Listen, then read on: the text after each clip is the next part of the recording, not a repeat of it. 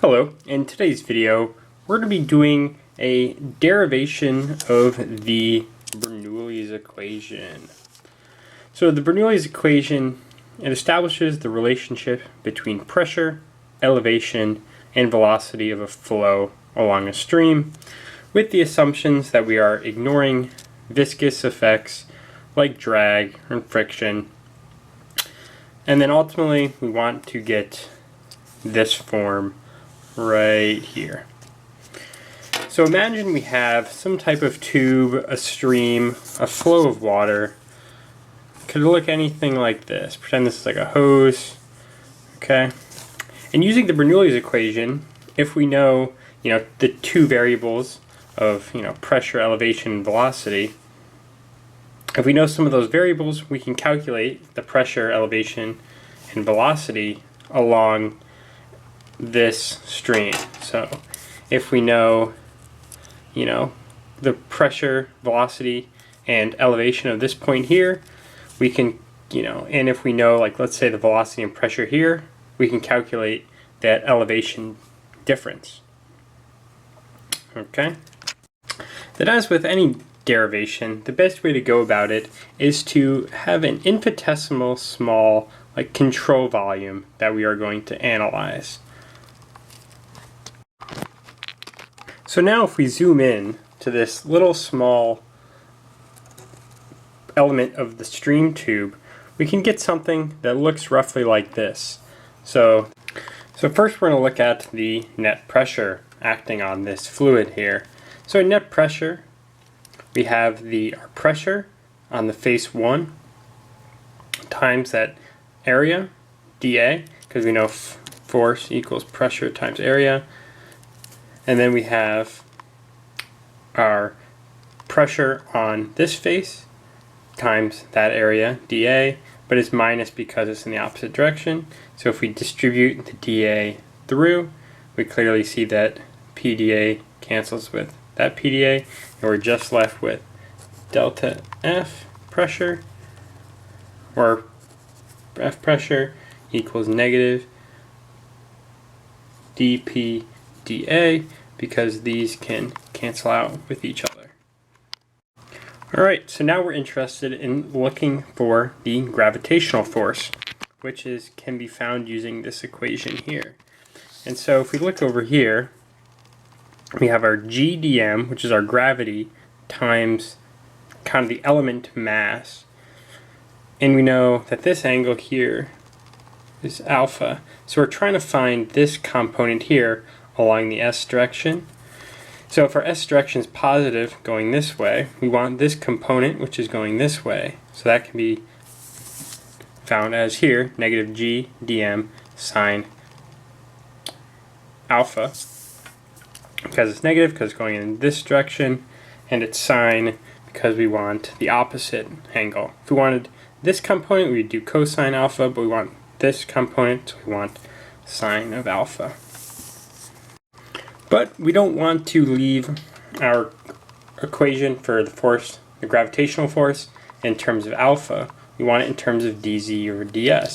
So we can go back to our drawing over here, and we see we can use this triangle that we drew here, and we know sine of alpha equals opposite over the hypotenuse, so that will be dz over ds, which is exactly what we have right there. So now we're going to use Newton's second law and do analysis of the force equals mass times acceleration. So our two forces we have are the gravitational force and the pressure force. So these are both negative, so we have negative dP dA minus G dm dz over ds equals our delta m, which is our mass, times the acceleration, which is also change of velocity over change of time, so we can write that as dv over dt. But we want to write our dm term as our density times dA times ds. So that is the same as dm. Which then we can plug that back into the equation above, we're left with negative dp dA minus g rho dA ds equals rho dA ds dv over dt. Then we can cancel out some things, and we're left with negative dp over ds, 1 over rho is our density, minus our gravity times dz over ds equals dv over dt. So now we have this equation here, but we want to get rid of the time part of this. So we can write dv over dt as this partial v with partial t plus partial v partial s times delta s over delta t.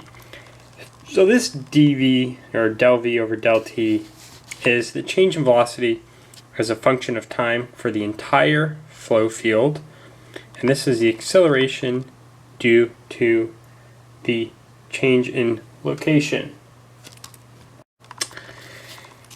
But if our flow is steady, delta v over del t, sorry, that's poor handwriting, that equals 0. So now, combining our two equations from above, we can get this relationship here. But note, changes in pressure cannot accelerate a fluid particle because the same pressure is acting at every instant on all sides of the fluid particle. So that might be difficult to wrap your head around, but this is how I would maybe explain it. So let's say you had a box here, or some streamline, whatever, and you had a particle that is moving through this box. And we know about pressure, it acts the same. So let's say the pressure in this container is 1 megapascal. Okay, but then we upped that pressure instantly or along a gradient to 2 megapascal. But that won't accelerate our particle at all, because even though the pressure has doubled, it's not only acting on one face of this particle, it's acting on all the face of the particle. So now the pressure on this side is now 2 megapascals, but also the pressure on this side is also 2 megapascal. So now what this all means is that the partial differential can be replaced by a total derivative. So now this equation turns to this equation, and then if we cancel out all the ds, we are left with this equation right here. But if this is for a streamline, we now want to integrate this between our states 1 and 2. So remember, if we have our streamline, okay, we have state 1, state 2, or this is, point 2, point 1, we can integrate it, looks like this. So to integrate v dv, so we have, that can look like v squared divided by 2, evaluated between 1 and 2.